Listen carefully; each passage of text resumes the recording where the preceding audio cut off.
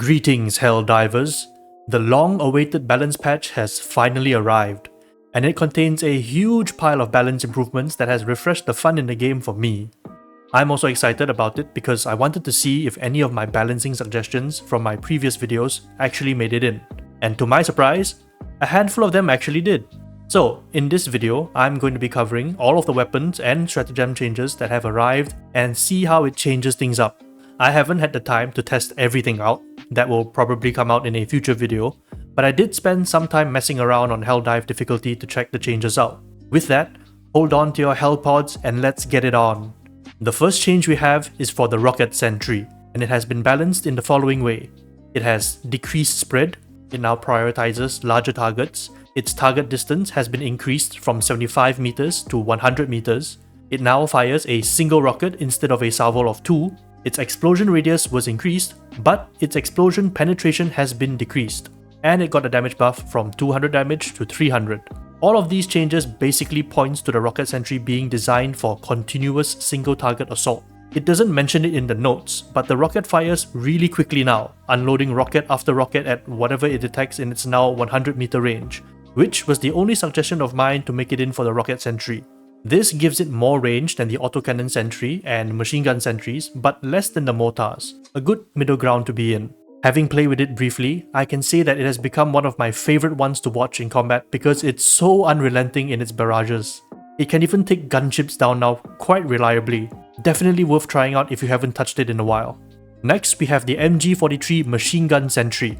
The only change made directly to it was reducing its cooldown from 180 seconds to 120 seconds. Arrowhead's reasoning for this change is the same as my proposal, except mine was reduced to 115 seconds instead. The purpose of this change for the Machine Gun Sentry was so that you could have a more mobile option that had higher uptime, allowing you to cover blind spots and to flank enemy positions compared to the Gatling gun, which was more stationary. Now, while the durability changes I proposed for the Machine Gun Sentry didn't appear as I wrote, it did come in the form of the next note. All sentries now have increased durability from 0% to 80%. According to the notes, this was changed so that your sentries wouldn't immediately explode if it was summoned during a hot fire fight. You can tell this is the case now because the rocket sentry I summoned absolutely tanked a barrage of rockets from a gunship. While on the topic of machine guns, the HMG Emplacement has gotten its rotation speed increased by 100%. This is a quality of life upgrade that should make it more smoother to use and will improve your defensive capabilities now. Next, we have both the anti-personnel mines and incendiary mines. Both these stratagems got a straight buff to its damage. The explosive mine got an increase from 250 damage to 350 damage, while the incendiary mines got an increase from 150 to 210 damage. This change is nearly identical to the one I proposed, with only a slight difference in damage numbers. This should make it so that larger targets take less mines to bring down, making its effectiveness on the field much more potent. The Orbital Gatling strike has received a bunch of buffs that, no joke, has made it one of the most impressive and fun stratagems to use.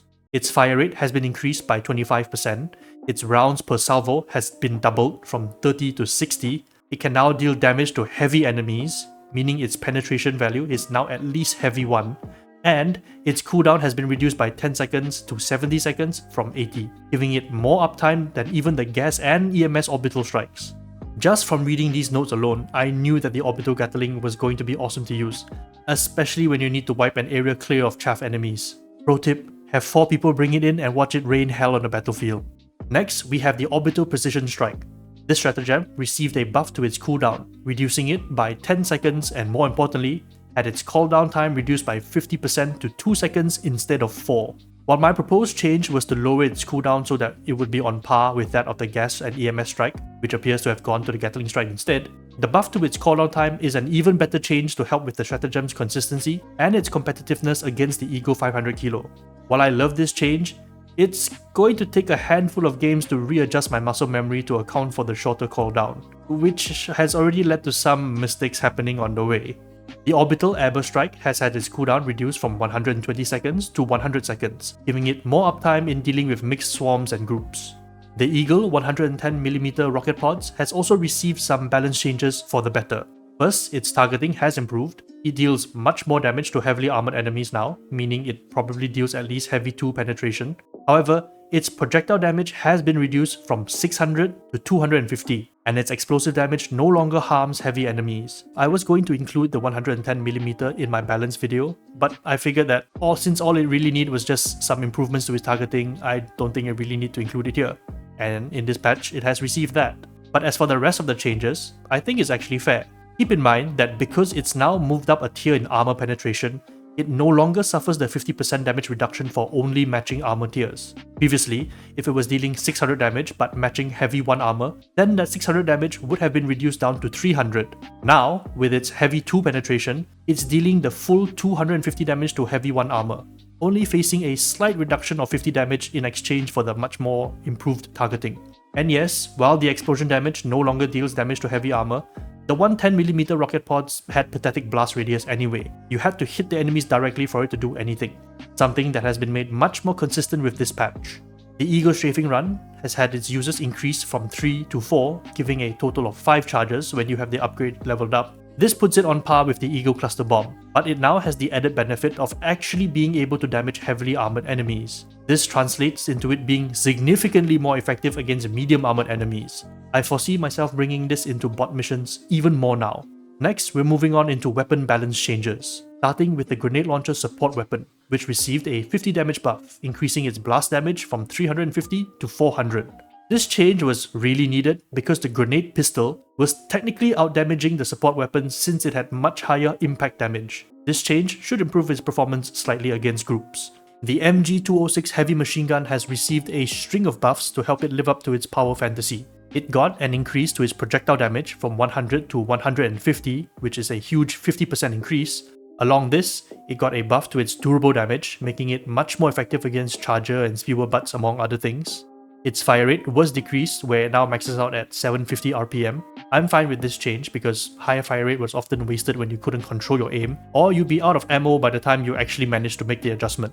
Finally, its reload speed was cut down from 7 seconds to a much more manageable 5.5 seconds, and it got an increase in stagger strength. With these changes, I expect the MG206 to be great at shredding things like berserkers, devastators, and spewers up close. The MG43 machine gun also got some nice buffs. It saw its reload speed reduced by 0.5 seconds, and it got an extra mag. Not the most grand of changes, but it does make it a much nicer weapon to use in all difficulties. This next change, however, affects all machine guns from weapons to sentries and even the exosuit. These weapons have received a 10 damage increase from 80 to 90, and their durable damage has been increased substantially from only 7.5% previously to now 25%. This makes them significantly more effective since now not aiming for the head or weak spots isn't punished so heavily. This is especially the case for sentries. An excellent buff. The Liberator class of weapons, like the assault rifle, the Stalwart, which confirms that the Stalwart is classified as a Liberator machine gun in the backend, and the Guard Dog have had their durable damage increase from 10% to 23%. The Liberator Concussive, however, has had its durable damage increase from 23% to 35%, making it much more effective at damaging squishy parts like spewer butts and living up to its explosive tag. Next, we have a small buff to the Adjudicator. It had its mag size slightly increased from 25 to 30 to give it a little bit more sustainability in combat, as well as receiving a buff to its durable damage from 10% to 20%. Moving on, we have the Tenderizer, and man, the changes here are so similar to what I proposed for my assault rifles, I was beaming when I read it. The Tenderizer has had its damage increase from 60 to 95, and had its durable damage increase from 10% to 17%. This isn't too far off from my proposal to increase the damage to 90, and its durable damage isn't too far off from my changes as well. These damage buffs are paired alongside an increase to its stagger strength. Similar to my suggestion of giving the Tenderizer significantly more power in exchange for sustainability, the weapon has had its ammo capacity reduced by 5 to 30 rounds in a mag, and now only carries 8 mags instead of 10. Less punishing than my proposal. The changes here aren't very far from what I thought the Tenderizer ought to be, and from my brief time playing it, it feels and sounds much punchier. Very devastating if you are playing with precision rather than spraying. That's something the Liberator still does a lot better. Next up, we have the Plas-101 Purifier. This weapon has received an increase to its projectile armor penetration to match its explosion, while also having its explosion damage fall off reduced. I don't have any hard numbers on me right now to give you more detail on how impactful these changes really are, but from my friend who was playing with it earlier, he says it now feels like a primary autocannon that has a charge time. If that sounds tempting to you, Perhaps you might want to give the Purifier another go and see what you think about it. Best test it on bots because the charge time is still very punishing against bugs. The Eruptor has received a sizable damage buff, increasing its damage from 420 to 570 per shot. This damage increase comes in the form of an increase to its explosive damage, making it more effective at dealing damage in an area. I have yet to test it out for myself, so I can't say for sure if this extra 150 damage will be impactful enough to make it a strong weapon or not. The explosive crossbow has also received the same explosive armor treatment as the Eruptor. This should mean both projectile and explosive are dealing medium 1 penetration. The most significant change to the crossbow, however, is its ability to close bug holes and fabricators. This gives the weapon a layer of utility that is unique to only a handful of weapons, allowing just a bit more diversity in putting loadouts together if anything.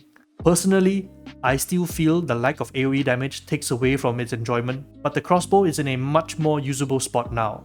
Finally, we have the Diligence Marksman rifle.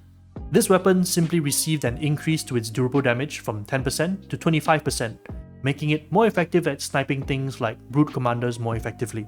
Those were all the main balance changes to our stratagems and weapons. I'm still very happy that some of my changes actually made it in, but overall, I think these changes have made the game a lot more fun and open to play with. From a loadout perspective, you'll definitely feel a lot less boxed in now that more stratagems are viable to bring in even at the higher difficulties. It's still too early for me to say that this patch is a 10 out of 10, but from the couple of games I've managed to squeeze in, it's definitely at least an 8 out of 10. Before I go, some notable notes include the anti-air modifier that reduces your stratagem count by 1 has been removed. The spear targeting has been fixed, now you won't be experiencing the lock-on teasing anymore. The sieve artillery stratagem is no longer affected by jammers, can be used in ion storms, and even after the mission timer ends when your destroyer is no longer around. This creates an incentive to get the sieve artillery as soon as you can in missions where there are jammers or if the ion storm modifier is present, giving you more options to use throughout the game. Some first-person crosshairs have been updated, like the AMR. It is much cleaner and pretty cool looking now. Alright, that's it from me for now.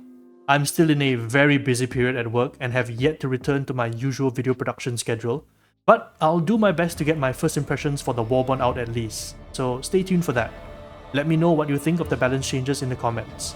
Thank you all for watching, and I will see you in the next one. Over and out, Helldivers.